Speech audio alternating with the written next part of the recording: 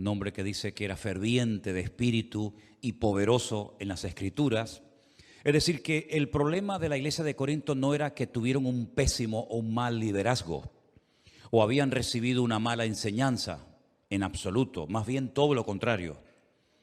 La iglesia de Corinto, los hermanos que se congregaban en esa congregación, habían venido de la idolatría, del paganismo. La inmensa mayoría de los miembros de la iglesia no eran de origen judío, por lo tanto, antes habían sido idólatras. Había hermanas en la congregación que antes de convertirse habían ejercido lo que se llamaba la prostitución sagrada. De ahí que Pablo a esa iglesia le diga a las mujeres que se pongan un velo, que se cubran la cabeza, porque la señal de que una mujer en Corinto, en algunos templos estaba o había practicado la prostitución, es que se rapaban el pelo.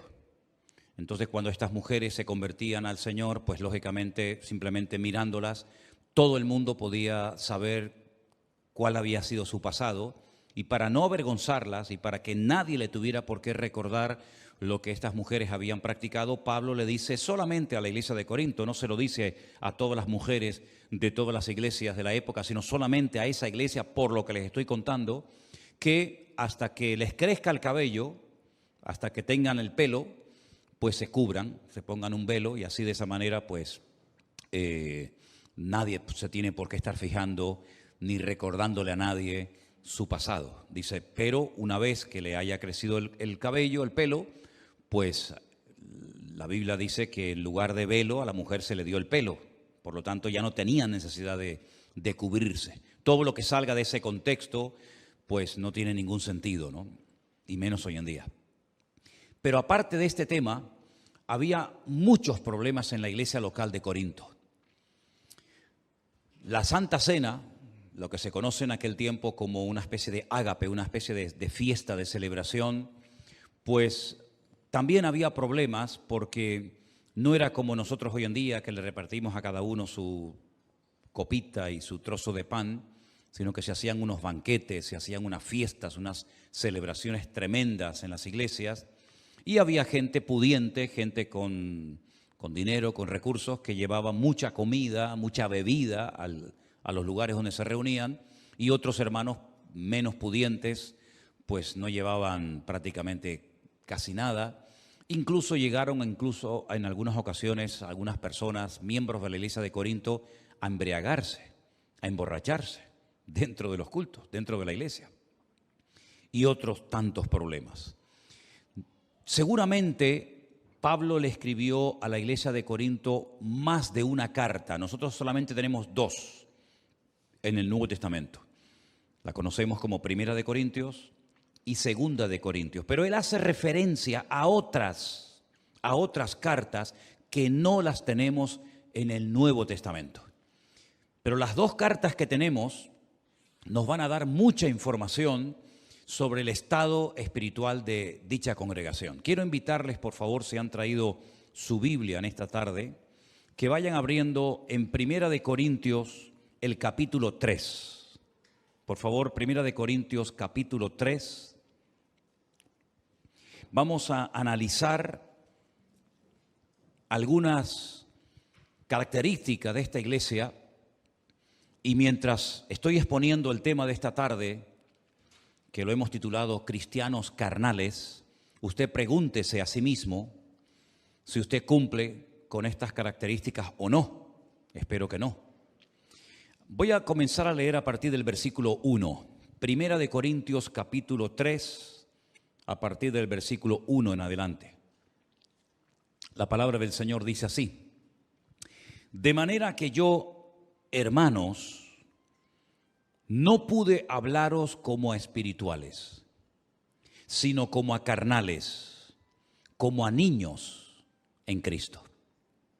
Os di a beber leche y no vianda, porque aún no erais capaces, ni sois capaces todavía. Porque aún sois carnales, pues habiendo entre vosotros celos, contiendas y disensiones. ¿No sois carnales y andáis como hombres? Porque diciendo el uno, yo ciertamente soy de Pablo, y el otro, yo soy de Apolos, ¿no sois carnales? ¿Qué pues es Pablo y qué es Apolos? Servidores por medio de los cuales habéis creído, y eso según lo que a cada uno concedió el Señor. Versículo 6. Yo planté, Apolos regó, pero el crecimiento lo ha dado Dios. Así que ni el que planta es algo, ni el que riega, sino Dios que da el crecimiento. Y el que planta y el que riega son una misma cosa, aunque cada uno recibirá su recompensa conforme a su labor. Porque nosotros somos colaboradores de Dios y vosotros sois labranza de Dios, edificio de Dios. Conforme a la gracia de Dios que me ha sido dada, yo como perito arquitecto puse el fundamento y otro edifica encima, pero cada uno mire cómo sobreedifica, porque nadie puede poner otro fundamento que el que está puesto, el cual es Jesucristo. ¿Cuántos dicen amén? Gloria a Dios. Pablo, lógicamente, cuando le escribe esta carta a la iglesia, no está en la iglesia. Si no, no tendría ningún sentido escribirle una carta a una iglesia estando él presente. Pablo ya está en otra población. Pablo tenía la costumbre de establecer iglesias, nombrar pastores y ir recorriendo diferentes zonas, diferentes lugares, pues para seguir estableciendo iglesias y extendiendo la palabra del Señor. Le llega un informe a Pablo procedente de una familia donde le informan, donde le dicen que en la iglesia de Corinto han surgido una serie de divisiones internas, que la iglesia no anda bien, hablando claramente. Entonces Pablo les escribe una carta que podría ser la segunda que les escribe y la segunda sería la tercera, ¿verdad? Y una de las cosas que el apóstol Pablo destaca en este mensaje del capítulo 3 es que él está hablando a creyentes. En el versículo 1, cuando dice, de manera que yo, hermanos, esa expresión, esa palabra hermanos, Pablo la utiliza única y exclusivamente para hablarle a creyentes. No es una palabra que Pablo utiliza para dirigirse a todo el mundo. No, cuando él habla de hermanos, habla de gente convertida. Habla de miembros de la iglesia de Corinto. No habla a la gente de la calle que no conocen el evangelio ni han tenido un encuentro personal con Cristo. Cuando él dice hermanos, se está dirigiendo a los miembros de la congregación, los que han entendido el evangelio, los que ya llevan tiempo congregándose en esa iglesia. Por lo tanto, esto es muy importante, porque lo que a continuación les va a decir Pablo va dirigido única y exclusivamente a creyentes, no a inconversos. No a gente que no ha entendido el evangelio, sino a creyentes, cristianos, seguidores de Cristo. Y a esos hermanos de esa iglesia les dice, yo no pude hablaros como a espirituales, sino como a carnales, como a niños en Cristo. Si os dais cuenta, Pablo habla de dos tipos de creyentes. Creyentes que los llama él espirituales y creyentes que los llama, como dice aquí, carnales. Y también utiliza la palabra o la expresión niños en Cristo. Busqué la palabra carnales. Saben que el Nuevo Testamento se escribió en griego. Y la palabra que utiliza Pablo cuando habla de carnales es esta que veis ahí en la pantalla. Sarquicos. Y la traducción literal de esa palabra sería mundanos. Mundanos. Es decir, no se estaban comportando los hermanos, los cristianos, los creyentes de la iglesia de Corinto como creyentes, sino como auténticos mundanos, carnales, dice aquí esta versión Reina Valera. En otras palabras, el mundo todavía domina vuestro comportamiento, el mundo todavía domina vuestra forma de hablar, vuestra forma de comportaros, etcétera, etcétera. Claro, la pregunta que nos hacemos a estas alturas, ¿no? Bueno, ¿pueden haber hoy en día en las iglesias cristianos carnales, mundanos, niños en Cristo? ¿O era algo que solamente ocurría en el tiempo de los apóstoles, pero que ya hoy en día, después de tanta enseñanza, después de tanto tiempo, esto ya como que ya no nos afecta a nosotros? No sé qué opinan ustedes, pero mis queridos hermanos, hubo en el pasado cristianos mundanos o carnales, los hay en la actualidad y los seguirán habiendo siempre. Personas que se congregan, personas que leen la Biblia, personas que a lo mejor hasta se han bautizado, personas que participan de la Santa Cena, personas que llevan años congregándose en iglesias, pero que son mundanos. Son personas que no han terminado de romper con el sistema de valores del mundo. Son personas que en la iglesia son una cosa y en el mundo o en la calle, cuando nadie los ve, son otra completamente diferente. Incluso a veces hasta dentro de la misma congregación se comportan como si estuvieran con mundanos o con inconversos. Y Pablo dice que a ese tipo de creyentes no cuestiona su conversión, lo que sí está cuestionando es su madurez, su estabilidad, su firmeza en el Señor, su santidad. Dice que no, a ese tipo de personas no se le puede hablar en términos espirituales. Fijaros cómo una persona por su falta de madurez o de desarrollo en el Señor puede verse limitado a la hora de recibir enseñanza profunda en el Señor. A Pablo estoy convencido de que le hubiera gustado muchísimo hablarle mucho más profundo, darle una enseñanza mucho más profunda a los hermanos de Corinto, pero dice, no pude hablaros como a espirituales, sino como a carnales, como a niños en Cristo.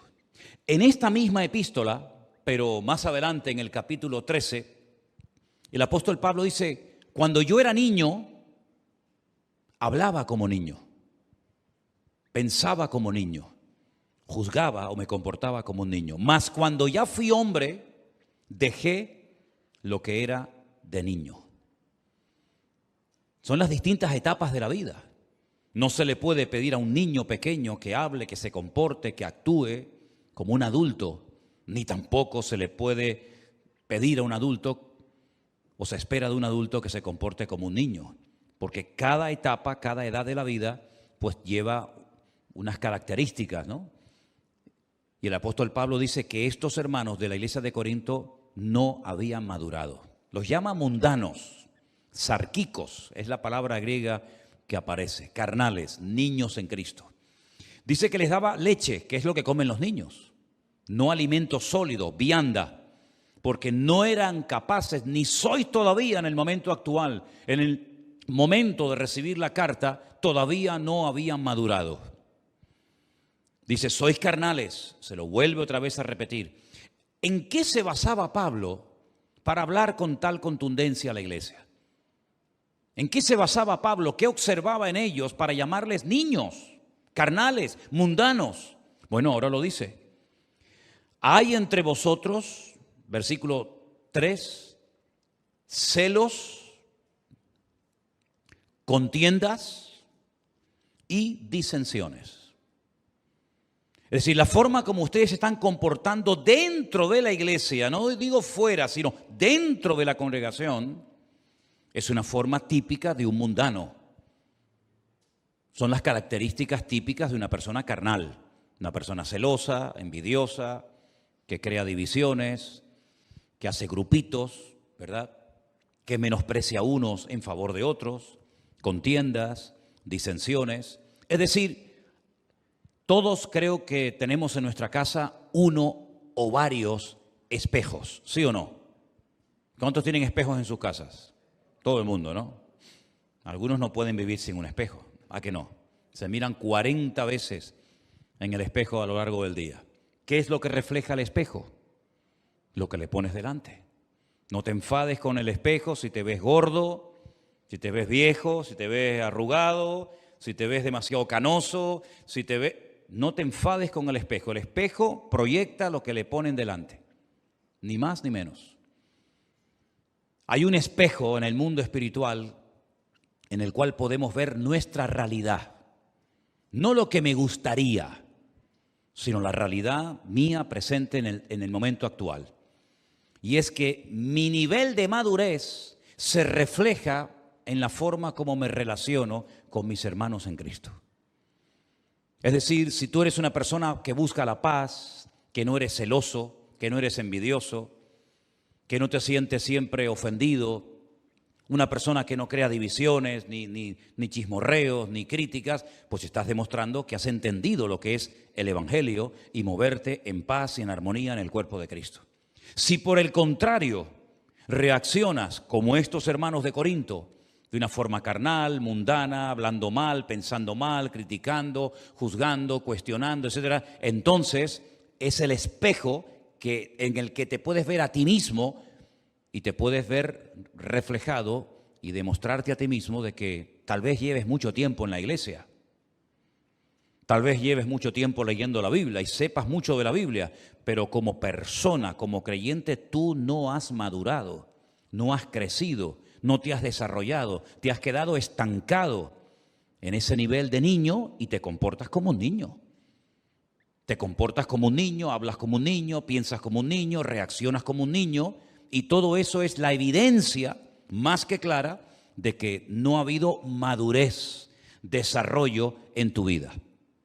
Hay otra carta muy bonita y muy interesante que seguramente ustedes la han leído en otras ocasiones, que es la carta a los Hebreos.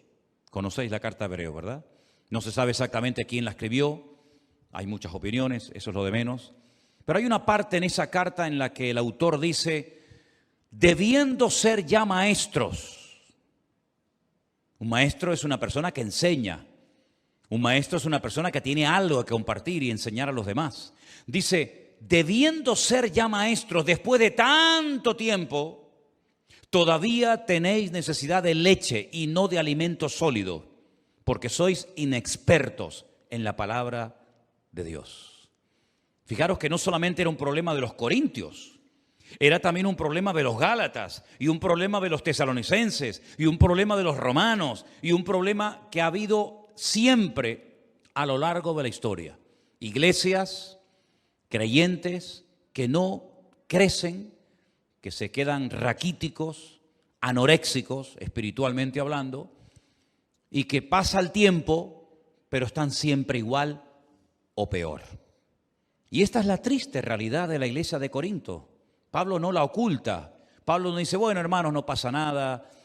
No. Pablo los confronta y Pablo les dice, no les puedo hablar como espirituales, no les puedo dar viandas, sino leche, porque sois mundanos, porque sois carnales, hay divisiones, hay celo, hay envidias entre vosotros. Y pone un ejemplo no de otra iglesia, un ejemplo de lo que estaba pasando allí. Y dice, yo soy de Pablo, otro dice yo soy de Apolos, ¿verdad? No sois carnales y actuáis como niños. Y Pablo dice, nosotros, los predicadores, los pastores que hemos estado ministrando en esa iglesia, dice, nosotros somos servidores por medio de los cuales habéis creído. Y eso según lo que a cada uno concedió el Señor.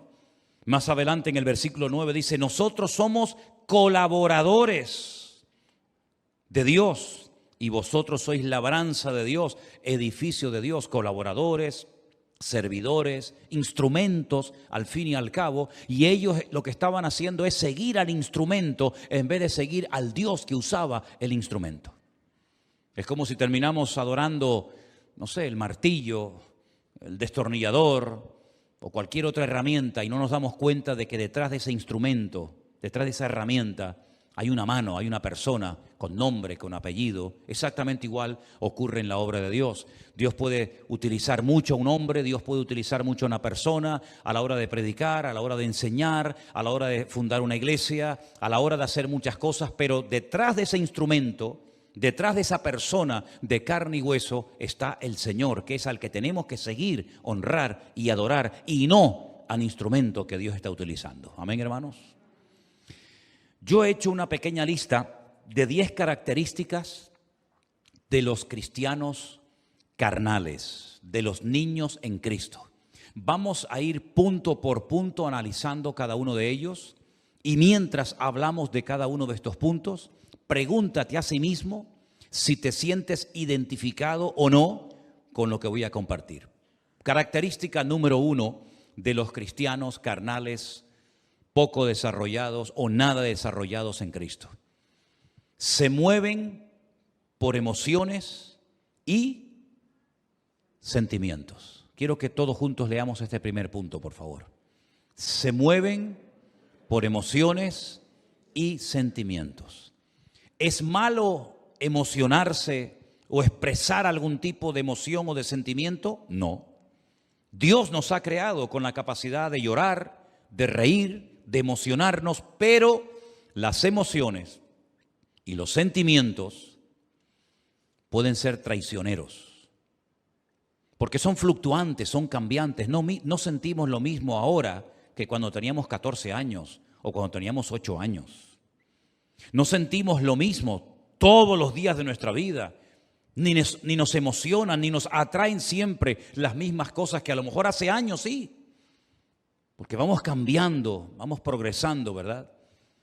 Y no es lo mismo un niño lo que siente por lo que se emociona con sus juguetes, con sus amigos, que un hombre, una mujer ya casada, con familia, con hijos, ¿verdad? Los sentimientos son fluctuantes, son cambiantes. Y el creyente no puede ser fluctuante. Ahora creo muchísimo, mañana no creo nada. Ahora leo muchísimo la palabra de Dios, mañana no quiero saber nada de la Biblia. Ahora voy a la iglesia, llamo al Señor y quiero servir al Señor. Dentro de 15 o 20 días ya no me quiero congregar más porque no me hablaron, no me saludaron, no me llamaron, no sé qué, no sé cuánto. Eso es el peligro de dejarse llevar o guiar o pastorear por sentimientos y por emociones. Y este tipo de creyentes, poco maduros, poco estables, poco o nada firmes en el Señor, son gente emocional. Gente que los ves un día y se quieren comer el mundo. Y al poco tiempo ves que el mundo se lo comió a él. Son gente emocional, gente fluctuante. Son personas manipulables. Son personas que no tienen estabilidad en el Señor. Y hoy en día, si algo necesitamos los cristianos, es estar bien firmes y estables y constantes en las cosas del Señor. Amén, hermanos. Porque el mundo cambia tan rápido. La vida que estamos llevando hoy en día hace poco tiempo atrás era completamente diferente. Y la vida cambia continuamente, pero el Señor permanece para siempre.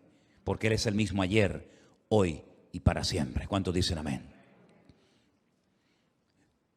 Segunda característica de los niños en Cristo, de los cristianos carnales, no aceptan un no por respuesta, ni de Dios ni del hombre. Siempre quieren salirse con la suya, como los niños, ¿verdad? Como le digas al niño, no hay más caramelos. Tercera Guerra Mundial. Se te tira al suelo. Bueno, los nuestros no, porque son santos, ¿no? Pero a veces vemos por ahí cada escena que yo digo, madre mía, increíble. Y al final la madre cede y le dice, bueno, toma, para que se calle. Ya ganó el mocoso. Cuando tenga unos cuantos años más, te va a pasar factura el no haberte sabido posicionar y mantener el no. No dice la Biblia, sea vuestro no, no, y vuestro sí, sí, pues por algo lo dirá la Biblia, ¿verdad? No aceptan un no por respuesta, siempre se quieren salir con la suya.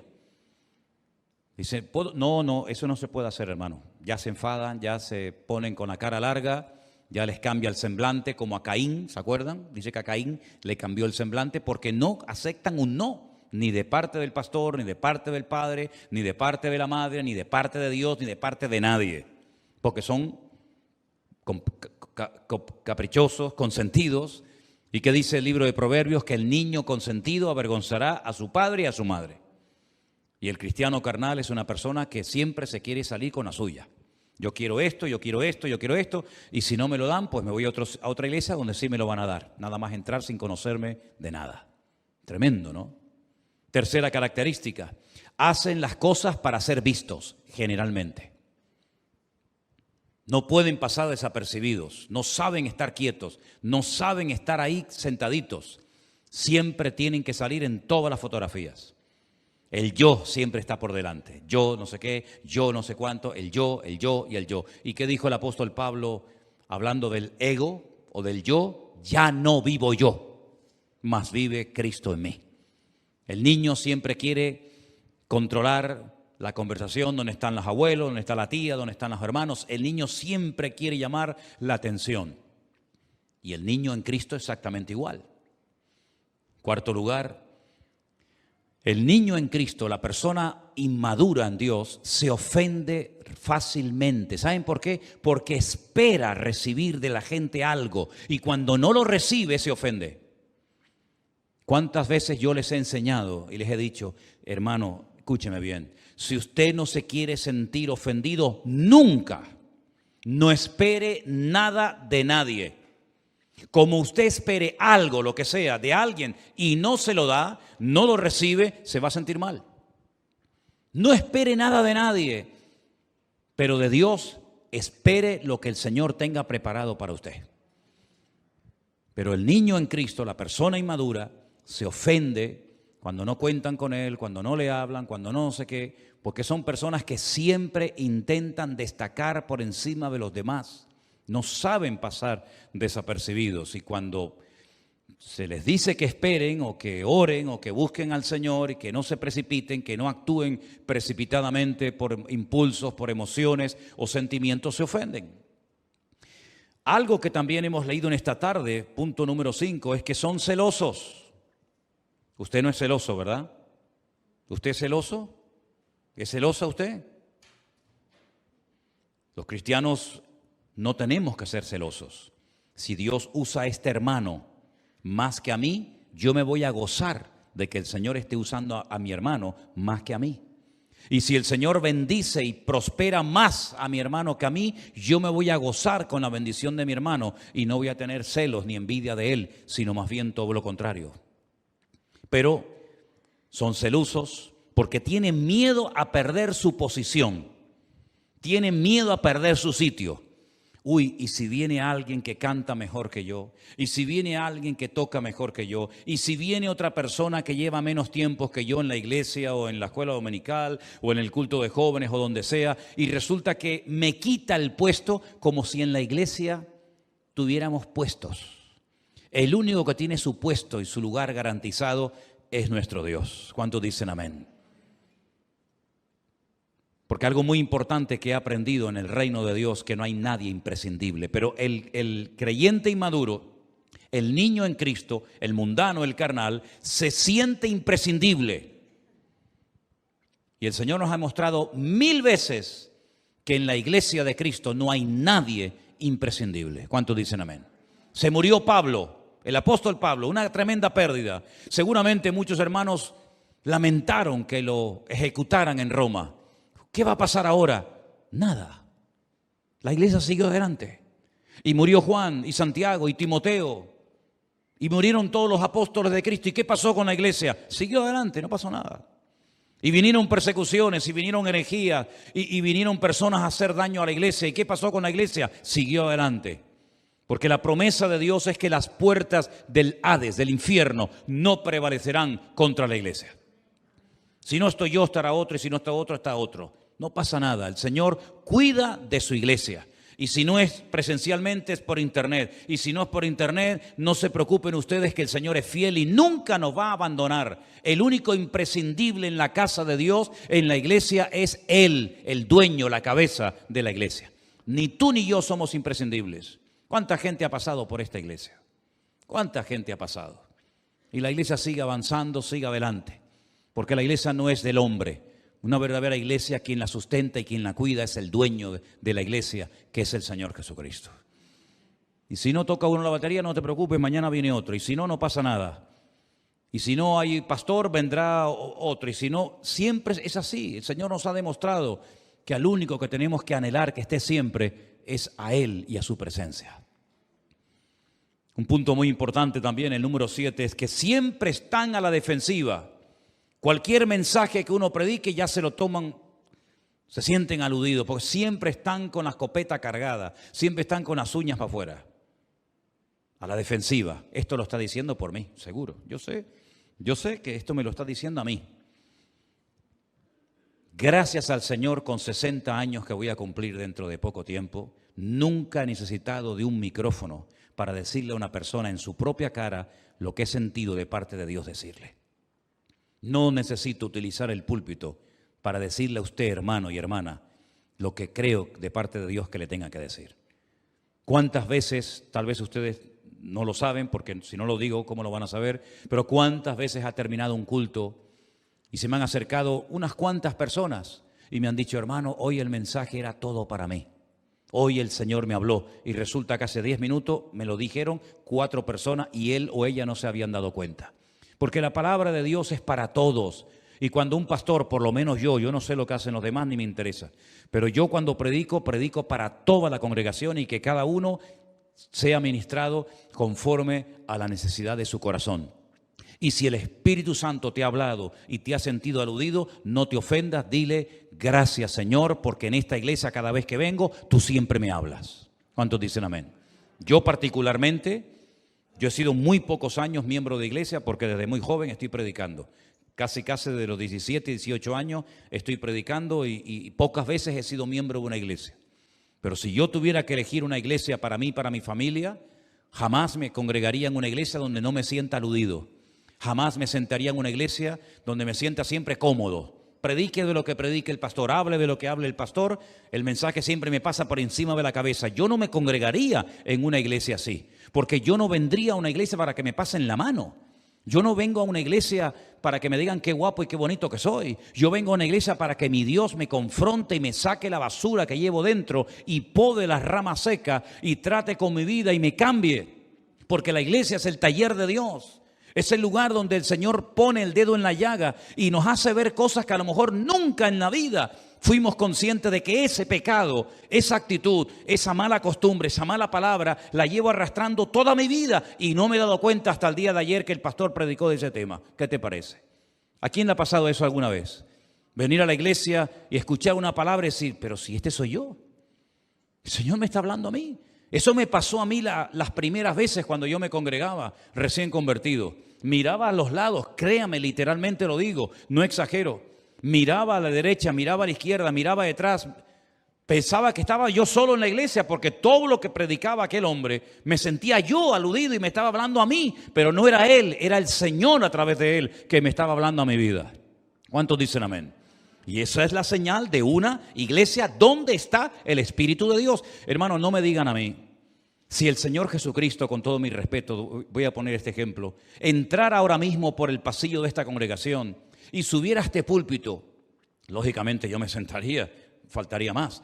Y él cogiera el micrófono en la mano, aunque yo creo que no le haría ninguna falta. Pero si el Señor Jesucristo se subiera en esta tarde a esta plataforma y nos mirara a cada uno de nosotros a la cara, ¿no tendría nada que decirnos? ¿Sí o no? Vamos, yo estoy ahí sentado y me mira así el Señor Jesucristo y yo, no quiero decir nada feo, pero vamos, tráigame tierra, porque solamente una mirada de Cristo se le dirigió a Pedro, no le dijo ni mu, y Pedro dice salió y lloró amargamente, ¿se acuerdan? Dice, se le quedó mirando y ya con la mirada te lo he dicho todo, como antaño, ya hoy en día eso no existe, los chicos no entienden, pero antiguamente cuando estabas en una casa, en una reunión, y el viejo te hacía así y te transmitía telepáticamente un mensaje, te estaba diciendo o te portas bien o cuando llegue a casa te voy a dar una paliza que te vas a acordar toda tu vida. Todo eso te lo decía con la mirada, ¿sí o no? Hoy en día le mira, le remira, nada, eso no sirve nada. Está en otra frecuencia. Pero en aquella época una mirada del viejo te ponía firme, amigo. Imagínese si el Señor subiera esta tarde a esta plataforma y se te queda mirando sin decirte nada, te lo está diciendo todo, querido. ¿Sí o no? Pues eso tiene que ser una iglesia. No como aquellos que decían nos hemos enriquecido, no tenemos necesidad de nada. Y dice el Señor, he aquí yo estoy a la puerta y llamo, si alguno oye mi voz y abre la puerta, entraré a él, cenaré con él y él conmigo. Habían empezado el culto y habían dejado al Señor fuera, metafóricamente hablando, ¿verdad? Habían empezado la reunión, el culto, la alabanza, la predicación, y la presencia del Señor no estaba. ¿Cómo puedo yo saber si en una congregación está o no está la presencia de mi Señor? Porque yo me siento aludido, como si el Señor literalmente me estuviera mirando a la cara. Me sentiría tremendamente aludido. Pues en una iglesia, cuando se pone la palabra de Dios, la palabra siempre hablará y tocará nuestros corazones. ¿Cuántos dicen amén? Qué maravilla. Yo lamentablemente, digo lamentablemente porque ya me gustaría a mí poder estar ahí sentado y que me predicara otro y que me enseñara la palabra, pero llevo 40 años prácticamente sin que nadie me predique. Pero qué maravilla tiene que ser venir a la iglesia después de un día de trabajo, cansado o en fin, en las circunstancias que sea, y sentarte ahí y decir: ¡wow, qué maravilla! Sí, se sube a la plataforma, ora, el Señor lo usa, me habla el Señor con su palabra. Eso es una maravilla, ¿sí o no? A mí, para que me hable el Señor, tengo yo que orar, tengo que estudiar, tengo que leer la Biblia. Ustedes vienen a la iglesia sin Biblia, pantalón corto, pantalón largo, con camisa larga, camisa corta, como sea, me siento ahí y Dios me habla. Eso es una bendición tremenda. ¿Lo valoran ustedes, sí o no? Es un privilegio maravilloso. No están dispuestos a cambiar. Uy, este punto para escribirlo lo pensé 30 veces. Porque algunos de ustedes dirán: pero hermano, ¿usted cree sinceramente que hay hoy en día gente en las iglesias que no quieren cambiar? ¿Me dejan que les diga un secreto ahora que no nos ve ni nos escucha nadie? Así de gente. Así de gente. Hay mucha gente en las iglesias que no quieren cambiar. No sé a lo que vienen, pero a cambiar no. No quieren cambiar. ¿Y saben lo que me costó años aprender? Lo aprendí, Pero ¿saben lo que me costó años tener que decir? Señor, es verdad, tienes razón, que hay gente que no quieren cambiar, aunque se congreguen en esta o en cualquier otra congregación. Hay gente que no quieren cambiar. Te dicen: yo he sido así toda mi vida, hermano. En mi familia éramos así. Y es como un estigma, ¿no? Es como decir: yo soy así y no puedo comportarme de otra manera. ¿Se acuerdan ustedes cuando un día unos discípulos del Señor Jesucristo se le acercaron al maestro y le dijeron: Señor, tenemos que contarte una cosa? Como si él no lo supiera. Hemos visto por ahí a uno que echa fuera demonios en tu nombre, pero no es de los nuestros, no es de nuestro grupo de discípulos. Van por ahí echando fuera demonios en tu nombre. ¿Quieres que oremos para que caiga fuego del cielo y los destruya? ¿Pero qué estás diciendo? ¿Estás loco? Y el Señor dijo: hijos del trueno, ¿qué estáis diciendo? ¿Sabes quién dijo ese comentario? ¿Sabes quién le hizo ese comentario, ese chisme al Señor? Uno de ellos era Juan. Sí, Juan, ese que dice: amaos los unos a los otros, porque el que no ama no ha conocido a Dios. Ese que está todo el día hablando del amor en sus cartas, ese un día le dijo al Señor: si quieres, oro para que caiga fuego del cielo y los queme a todos. Qué cambio, de llamarlos hijos del trueno a ser el discípulo amado, el más cerca del corazón y la vida del Señor. Un cambio completamente radical en su vida. Pedro, aquel que dijo: yo no le conozco, no sigas insistiendo, yo no sé quién es ese hombre, yo no quiero saber nada de ese hombre. Al final terminó diciendo: Señor, te amo, Señor, te amo, Señor, te amo, tú lo sabes todo, Señor, y terminó dando su vida como mártir por Cristo. Todos hemos tenido malas experiencias, todos hemos tenido malas etapas, todos hemos sido dominados por la carne, por el orgullo, por la soberbia, por tantas cosas de la vida. Y el que no lo quiera admitir se engaña a sí mismo. Pero gloria al Señor que en Cristo hay posibilidad de cambio. Que nuestro carácter puede ser domado y presentado a los pies de Cristo y no ser un esclavo de ese apellido que siempre ha sido así los hombres en mi casa, en mi familia, y no ser dominado por las pasiones y no ser dominado por mi carácter, sino ser dominado y controlado por el Espíritu Santo de Dios, que es mansedumbre, fe, templanza, amor, paciencia. Contra tales cosas no hay ningún tipo de ley. ¿Qué ley le vas a poner al amor? No se amen tanto. Prohibido amarse tanto. Prohibido tener mucha paciencia. No se le puede poner fronteras al campo. No se le puede poner fronteras, ¿verdad?, al viento ni al fruto del Espíritu de Dios. ¿Por qué? Porque la Biblia nos enseña que el que quiere cambiar puede cambiar en el nombre del Señor. No es fácil, lleva tiempo, pero si queremos cambiar, Dios tratará con nuestra vida y nos cambiará. Pero los carnales, los que se acostumbran a ser cristianos mundanos, dominados por el mundo, por las pasiones del mundo, por las modas del mundo, por el estilo de vida del mundo, pues no quieren cambiar, porque si quisieran cambiar ya habrían cambiado. Número 9. Condenan a los demás para justificarse a sí mismos. ¿Conocen gente así? Esto se llama en psicología proyección. Esto es muy típico en los niños. Mira, precisamente en los niños. Estamos hablando de niños, ¿no? Estamos hablando de niños en Cristo. ¿Quién pintó la pared? A ver, ¿quién pintó la pared aquí? ¿Quién hizo ese dibujo? Y te dice el niño, yo no. ¿Quién fue? Él. Y vas a él y ¿quién fue? No, él. Les da miedo decir, fui yo pinté la pared. Proyectamos en el otro, ¿verdad? Por miedo a reconocer que fui yo el que pinté la pared, el que dije esto o hice aquello. Y el cristiano carnal, el niño en Cristo, es la persona que dice, hay peores en la iglesia que yo. ¿Conocen gente así? Bueno, fumar tampoco es tan grave. Criticar es peor que fumar. O fumar es... Digo fumar como puedo decir cualquier cosa. Parece que siempre el fumador es el peor pecador del mundo, ¿no? Y después está uno que critica y como no se ve. Pero hermanos, reconozcamos las cosas. Que no nos cueste reconocer, decir, sí, mira, yo lo hice, sí, perdona, fui yo, ¿qué quiere?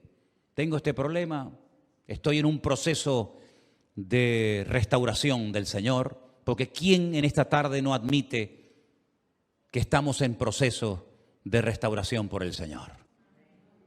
¿No dice la Biblia en el libro de los Hechos que antes de que Él venga